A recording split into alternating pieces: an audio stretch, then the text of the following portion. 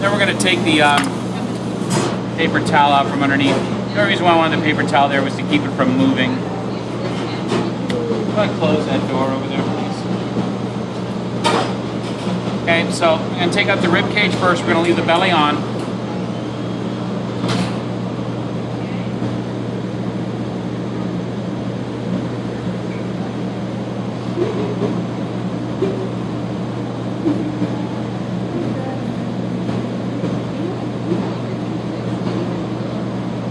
So you notice that I'm only taking the rib cage out, right? I'm leaving the belly on. Yeah. Otherwise, if you dive the knife in, you lose way too much fish. So we're going to take out the fin now. We're just going to trim that belly, pull the fin out, cut back behind it.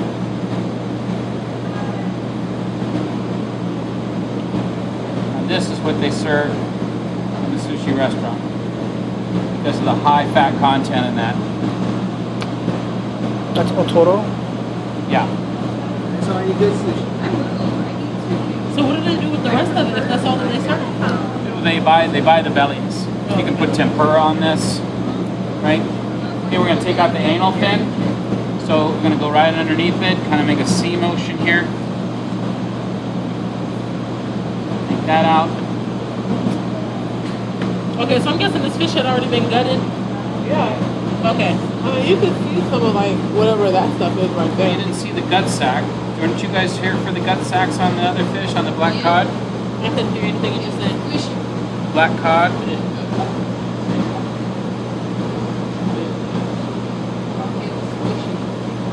Would we ever get a chance to work with swordfish? No, it's really, it's very, very expensive, and it's loaded with mercury and tumors and cancers. And It's expensive and it's horrible? yeah. That's crazy. What is Chef? Swordfish. You said who? Swordfish. Oh, actually pretty. I've worked with swordfish before, but like I've had to like Has jelly spots in it. pull the worms out of it. Yeah. The worms.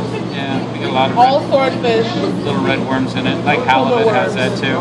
That's about because they're a warm water fish. That's why they have so many problems. That's why I don't eat fish. Let's explain it all. I mean, they're really good. With, Oh yeah, it's excellent fish. yeah, if you prepare it right and don't kill anybody.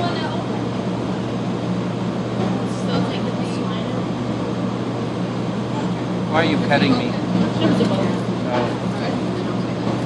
I'm not one of those people who go, oh my god, it's a bug, don't move. And Spine's already out. It's right here. These are pin bones. These are pin bones? What do pin bones actually do for the fish? Hold it together.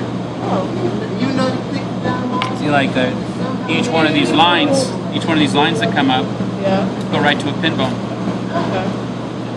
So each one of these lines right here is connective tissue in between the flesh. The orange is the flesh, the white is the connective tissue. How do you know if you got all the bones? You can feel them. Just feel them in.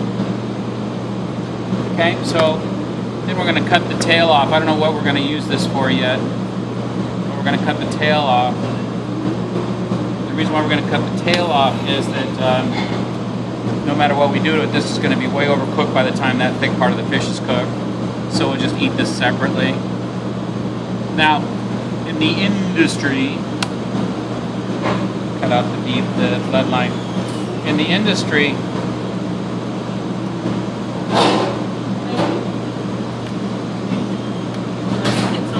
you might have a pool. Like at the Fairmont, when went down to open the Fairmont in San Jose, the pool was on like the 8th story or something like that. And the pool in the place that I usually stay at in Hong Kong, the Lingham place, is on the 48th floor. So really a beautiful view.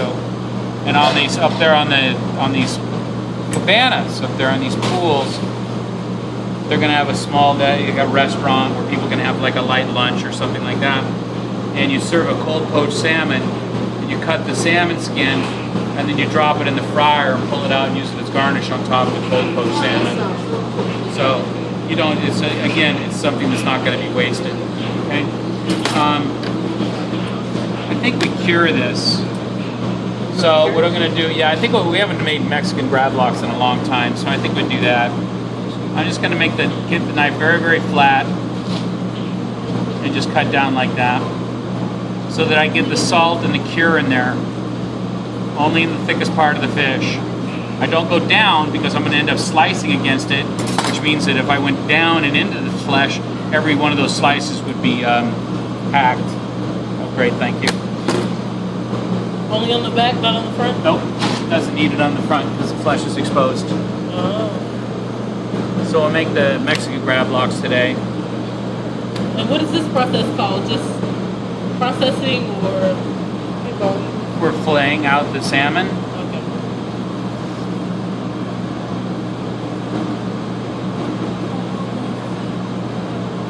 I know when you do it, it's called dressing.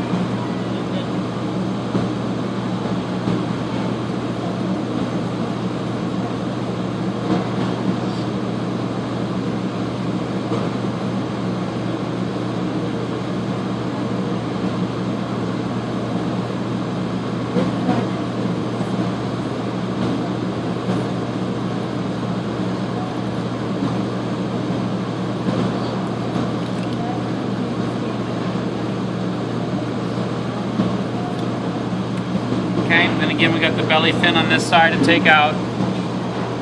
Cut back behind it, pull it out.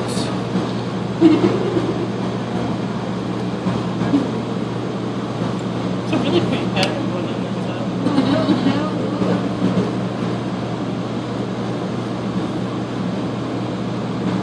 That. So this will be snacks.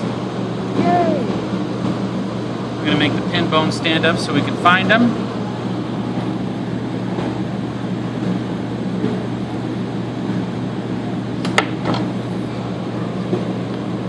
And we're gonna pull the bones out to where the head would be if the head was still attached.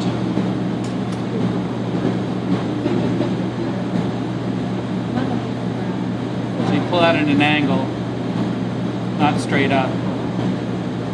The other way you can tell if a fish is fresh, if the bones have, see how the bones have some resistance when I pull on them?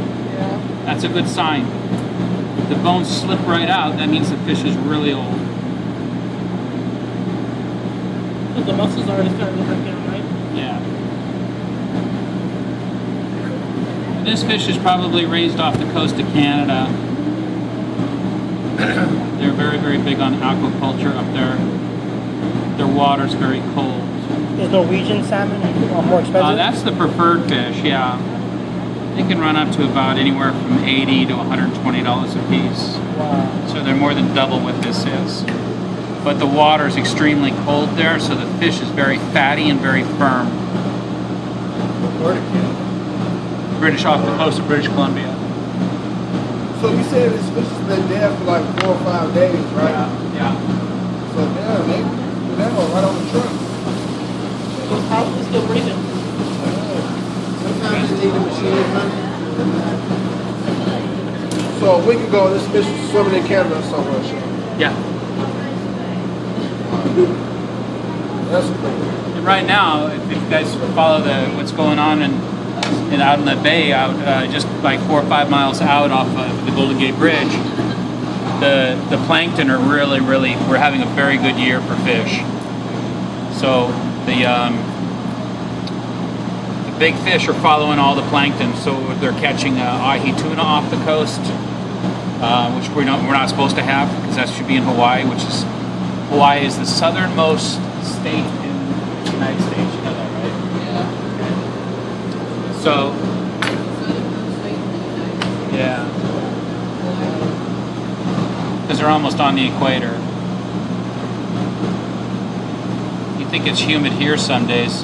There you can walk out of your condo after you've taken a shower and you feel like you try to turn around and go right back in and take another shower.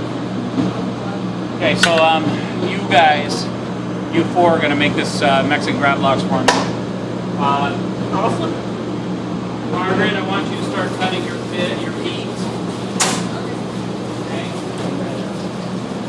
I want to let that sit overnight. Tomorrow morning, first thing, go to the high pressure. I don't want to go overnight.